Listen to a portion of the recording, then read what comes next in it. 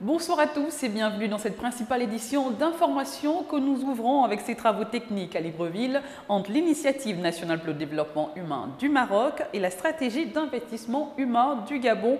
Se sont ouverts mercredi dernier des travaux d'échange d'expériences entre les deux structures maroco-gabonaises. Objectif, lutter contre les inégalités sociales. Le point avec Martial Tsonga et Refu Itoga. Même combat, même objectif. Ce sont là quelques dénominateurs communs que vise la stratégie d'investissement humain du Gabon et l'Initiative nationale pour le développement humain du Maroc. Il faut combattre les inégalités et la pauvreté qui soumettent les couches sociales les plus défavorisées à leur volonté. L'INDH et la SIAG visent un même objectif, sortir les populations les plus fragiles de la pauvreté et de la précarité en leur proposant des cadres d'information, de formation, d'encadrement, de renforcement des capacités et d'appui à la production et au développement qui leur permettront à terme de devenir autonomes, de subvenir à leurs besoins prioritaires en accédant au bien-être social. C'est une noble ambition de nos chefs d'État que de penser aux couches sociales fragiles. Et pour y arriver, ils ont pensé qu'une synergie, aussi bien pour l'échange d'expériences en la matière que par des soutiens mutuels entre le Royaume du Maroc et la République gabonaise. Il faut mettre l'élément humain au centre des préoccupations. C'est un des objectifs que s'est assigné l'Initiative nationale pour le développement humain du Maroc. Ces relations sont des relations ancestrales, des relations d'amitié et des relations qui témoignent d'une vision commune, des objectifs partagés, à savoir mettre l'élément humain au centre des préoccupations et permettre à cet élément humain d'avoir une vie digne, une vie décente. On peut avoir toute la richesse qu'on veut, on peut avoir tout l'argent qu'on veut, tous les projets qu'on veut, mais si on n'a pas un élément humain qui est reconnu, qui est motivé, qui est pris en considération, rien ne pourra donner de très bons résultats. Le développement humain reste une question prioritaire pour le Maroc et le Gabon. Une semaine durant, Marocains et Gabonais échangeront sur leurs expériences respectives. Cap à présent vers Mouila, la principale ville de la province de Langounié est confrontée à de gros problèmes d'électricité. Ces derniers temps, la cité est quasiment plongée dans l'obscurité, un fait qui pose d'énormes désagréments à la population moelvilloise. Georges Mexon-Tountoum et Joshua Schwartz ont réalisé ce reportage dans un blackout total. Regardez. Une machine s'est gaspillée à la SCG maintenant, donc ils sont obligés de couper le courant des zones en zone, de quartier en quartier. Donc c'est à cause de ça. Donc chez nous, ici, on n'a pas le courant. Chez les autres, ils ont le courant, comme ça. Il est 20h, heure locale. La nuit est complètement tombée sur toute la ville de Mouila. À première vue, c'est l'obscurité qui dicte sa loi ici. Il fait noir partout, excepté certains domiciles pourvus d'un groupe électrogène.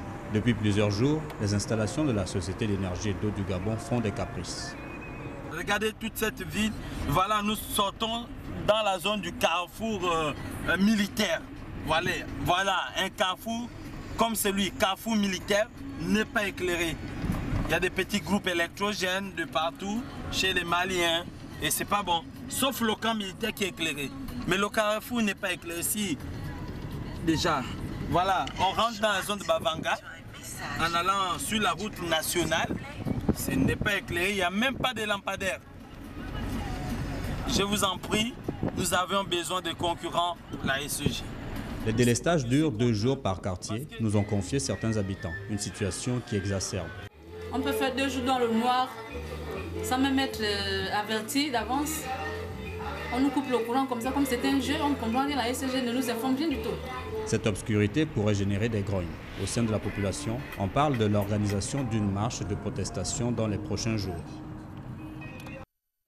Restons toujours dans l'intérieur du pays. Les élèves des lycées et collèges de Tchibanga s'entraînent chaque soir pour se divertir. Lieu choisi, le centre de lecture artistique et culturelle, CLAC. Au-delà de la danse, ils mettent en évidence le partage des valeurs pour une jeunesse qui veut gagner la confiance des aînés. Était dans la province de la Nyanga, Martial Tsonga et Refu Itoga. Pour se faire utile et refuser d'être oisif, Jim, Stéphane et ses copains ont opté pour la danse classique, le jazzé, le mannequinat et bien d'autres genres de danse. Lieu choisi, le centre de lecture et d'animation culturelle de Tchibanga. Ici, on se retrouve pour essayer de travailler entre nous. On fait dans la danse moderne, donc la pop, le jazzé, avec un peu du breakdance. Ce qui nous motive à faire ça, c'est parce que jeunes Ninois que nous sommes, pour essayer de mettre un peu notre ville en effervescence. En dehors de l'école, il est bien vrai que nous devons avoir un loisir, mais nous, le nôtre, nous avons choisi de faire ce que nous sommes en train de faire. Au-delà de la danse, le mannequinat et bien d'autres activités, Jim Stéphane et ses amis prônent et partagent les valeurs de la société. L'objectif ici, ce n'est pas seulement de danser. L'objectif ici, c'est de valoriser ce qu'on fait. Pour nos responsables, nos grands, nos anciens, ils se disent que ce qu'on fait ici, c'est pour des bandits, c'est pour, je ne sais pas, la délinquance. Mais non, ce n'est pas ça. À travers ce qu'on fait, on essaie un peu d'éduquer, on essaie un peu de convaincre, gagner la confiance de nos aînés.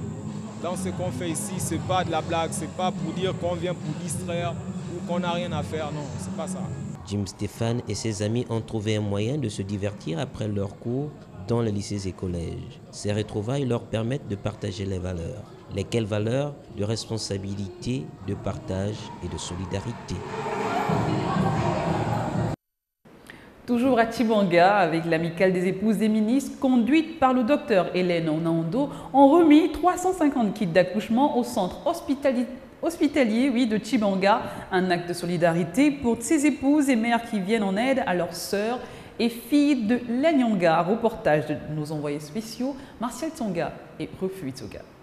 395, c'est le nombre de kits d'accouchement que l'amicale des épouses des membres du gouvernement viennent de doter au centre régional hospitalier. Objectif, intervenir dans le cadre social et ce, pour soutenir les actions de leurs époux. Nous ne prétendons pas résoudre le problème de matériel dans les salles d'accouchement, mais nous savons que parfois il y a des patients nécessiteux qui ne peuvent vraiment rien acheter du fait de leur précarité. Donc nous demandons aux utilisateurs de réserver ces kits dans ces cas précis pour les personnes qui n'en ont pas les moyens.